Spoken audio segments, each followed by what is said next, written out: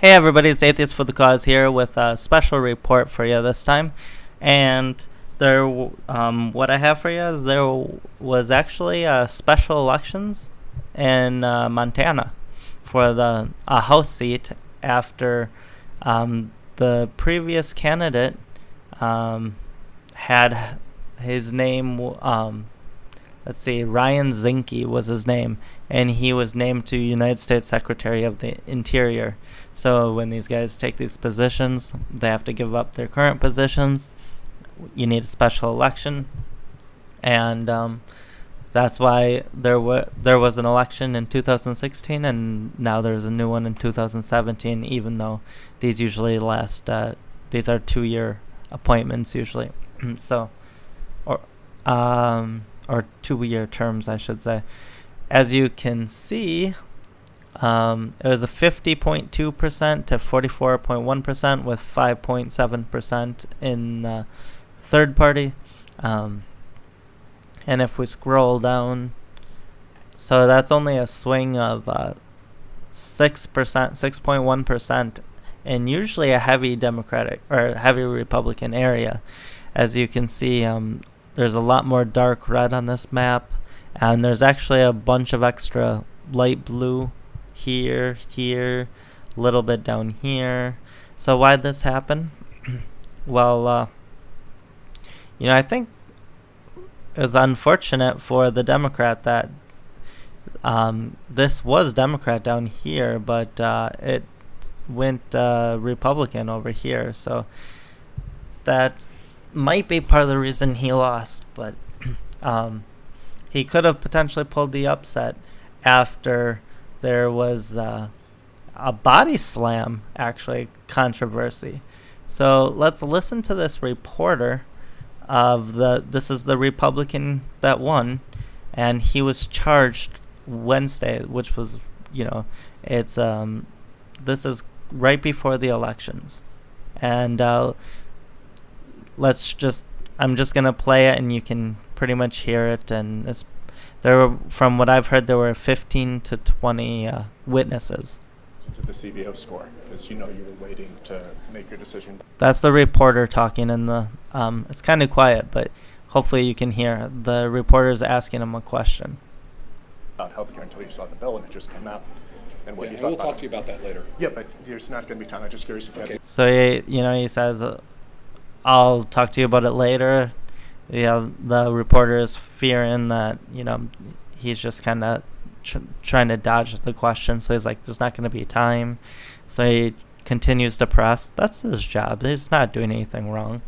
Speak with Shane, please. But you don't. And then he says, "Speak with Shane," and you can start to hear the noise. And now just listen to. He must get. This is where he gets body slammed, or allegedly. So let's listen in. Sick and tired of you guys. The last guy that came in here, you did the same thing. So he's saying the last guy that came in that did the same thing. So the Guardian must have kept sending reporters, and the stress got to him, and he just lost his cool. Get the hell out of here. Get the hell out of here. The last guy did the same thing. You were the Guardian? Yes, and you just broke my glasses. The last guy did the same damn thing. You just body slammed me and broke my glasses. Get the hell. The reason. There's no reason to doubt this actually happened in the way it did, because we have the audio, and he's not denying it. He didn't admit it, but he's not denying it. And which if someone said, "Oh, you just body slammed me and broke my glasses," like randomly, you would say, "No, I didn't," or something to that extent. There were 15 to 20 witnesses, and if you listen, I'm gonna keep playing it. If you listen, the reporter's voice gets really shaky. He was actually shaken up quite a bit, and what this candidate did was unacceptable. Get the hell out of here. You'd like me to get the hell out of here? I'd also like to call the police.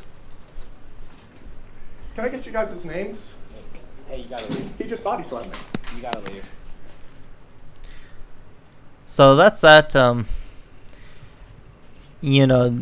Just because there's a body slam or some sort of assault, that doesn't necessarily mean that the guy should lose the election.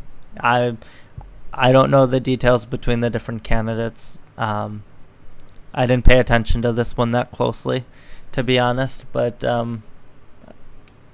I kind of just figured the Republicans would win it.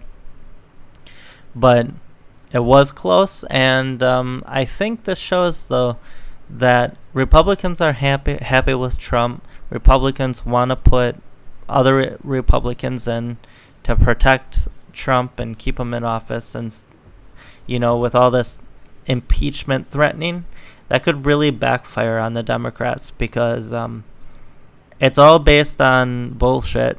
And all it's going to do is anybody who voted for Trump is going to start voting in Republicans now to protect Trump from, because if the Democrats get control of Congress, they could impeach Trump even if it's unwarranted and there's no basis for it.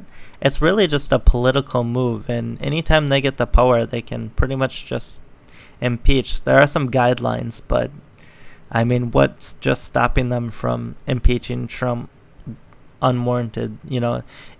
You could at least back up the court system and basically prevent Trump from doing a lot of work, because it would be such a distraction. And if your goal was to just basically